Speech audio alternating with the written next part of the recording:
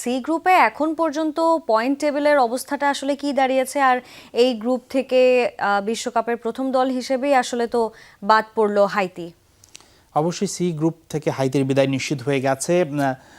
তৃতীয় দল হিসেবে আসলে তাদের সুযোগ নেই, কেননা তারা আমরা যদি যুক্তির খাতিরে ধরে নেই হাইতির এখন পর্যন্ত পয়েন্ট কিন্তু শূন্য। তারা যদি শেষ মাসে মরক্কোকে হারিয়েও দেয়, আমরা যুক্তির খাতিরে ধরে নিই, তাদের পয়েন্ট 3 হবে, এবং ব্রাজিল যদি স্কটল্যান্ডকে হারিয়ে দেয় স্কটল্যান্ডের পয়েন্টও কিন্তু 3 হবে।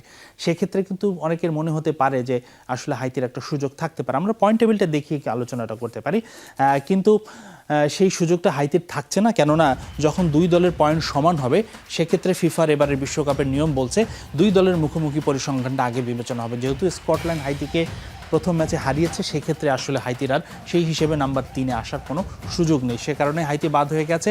ব্রাজিল, মরক্কো, স্কটল্যান্ড 3 দলই আসলে টপ 2-তে জায়গা পাওয়ার মতো পজিশনে এখনও রয়েছে।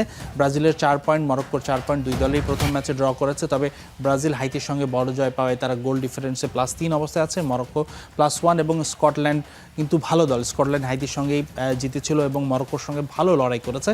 আর সব মিলিয়ে আসলে এই গ্রুপের সমীকরণটা শেষ ম্যাচ পর্যন্ত অপেক্ষা করতে হবে। শেষ ম্যাচে গিয়ে আসলে শেষ রাউন্ডের ম্যাচে মরক্কো কীভাবে ব্যবধানে দিচ্ছে, ব্রাজিলের পারফরমেন্স কী হচ্ছে স্কটল্যান্ডের সঙ্গে, তার পরবর্তীতেই জানা যাবে। তবে দর্শকদের মাথায় রাখতে হবে যে শুধু এবার টপ 2 টিমই যাচ্ছে না, 12 দল থেকে 2টো দল করে যাবে টপ 2, এবং 24টা দল হচ্ছে, এবং 32-এ আরও 8টা দল যাবে। বাকি গ্রুপগুলো থেকে সেরা তৃতীয় 8 দল যাবে কিন্তু পরের পর্বে। তো আসলে শেষ রাউন্ড পর্যন্ত এবার অপেক্ষা করতে হবে সেকেন্ড রাউন্ডের সমীকরণ মেলাতে।